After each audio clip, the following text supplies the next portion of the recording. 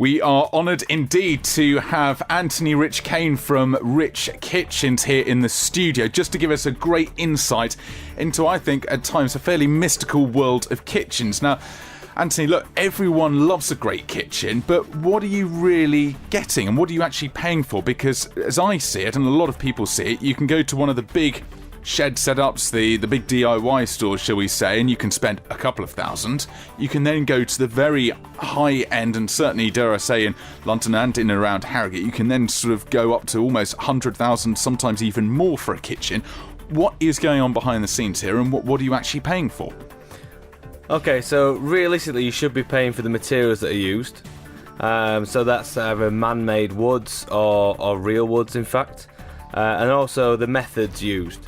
So is it handmade? Is it manufactured in a large factory? That's the way they can keep the costs down. Are the doors wrapped or are they hand painted? All these things make the costs heighten up massively. However, the biggest cost is really the company's overheads. That's what we found we come up against. And you mean by overheads in terms of them having high street presence? Do you mean Definitely. a sort of a showroom of sorts, a big department store? Definitely. So somebody with a showroom, their overheads are astronomical compared to somebody that's potentially working from a small office, has a small studio. Customers will buy into the large chains. However, they're paying a lot more just for that pleasure. But is it not the case to say B&Q, huge outfit? Is it not a case then of economies of scale? They're buying in materials and goods at huge bulk. Dare I say, like the whole Aldi supermarket, they just buy it in huge bulk and they offer their customers a discount. Does it not work like that necessarily?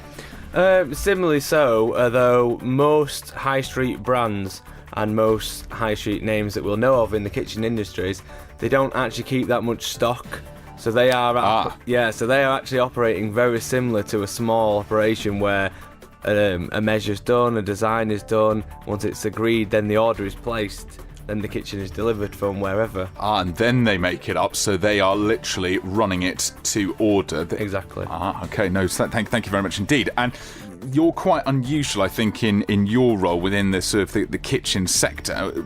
How can you help people? How do you source things? I know you sort of mentioned a bit of a difference between smaller and the larger setups at the moment.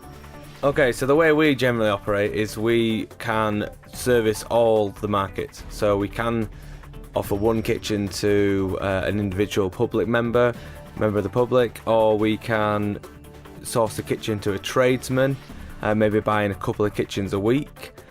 We can also provide over 300 kitchens as we do to one customer every year.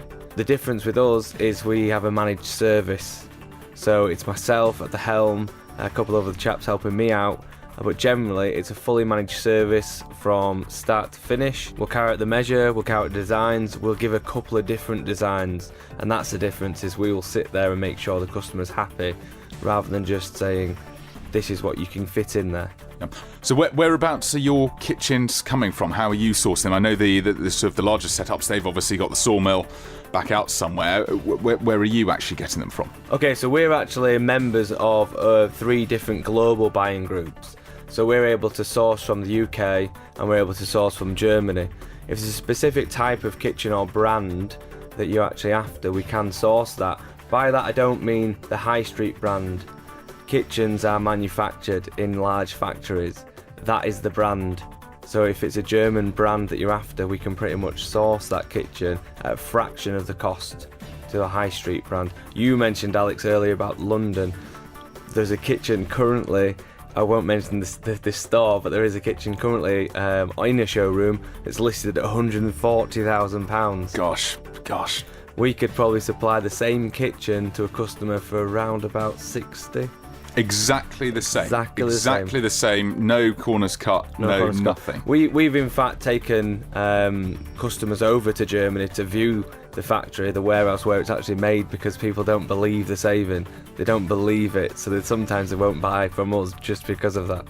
You often hear, and I suppose it's the same on the builder's side, that people sort of get the kitchens and they get stung by the fitters. It's not put together particularly well, or they're mid-job and then they sort of walk out for whatever reasons. Is there any safety net, or is there anything that the general members of the public should look out for as a possible pitfall to be mindful of?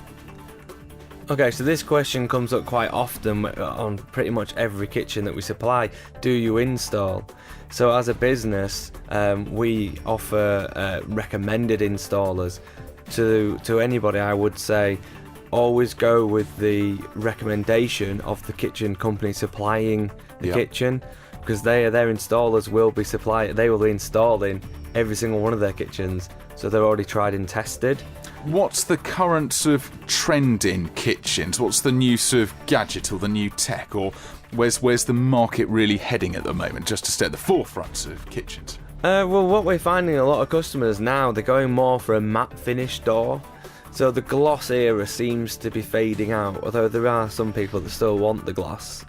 Generally developers who assume they know what the end user wants. Yeah. And you know, sometimes you've got to drag them through and say, matte is the way forwards. And is that actually a sort of hand finished paint that you mean? Because I know some of the glossy units are effectively a high polished sort of plastic veneer almost. Yeah, it's both really. So I mean, you've got your wrapped doors that are in the matte still, and then you've got your hand painted in the higher ends, which have always been matte. So what you're finding is people are wanting to, as we said before, create the better look, create the look that looks more expensive, but at a fraction of the price. So people are realising that actually the higher end ones are hand painted, not gloss. Fantastic. Anthony, got to thank you very much indeed. Some great insight and some top tips there. Now, if anyone wants to get in touch with you, what's the best way?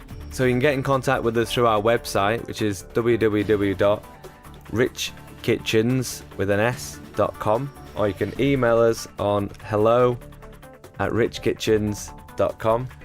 That's great, Anthony. Really appreciate your time, and thank you again.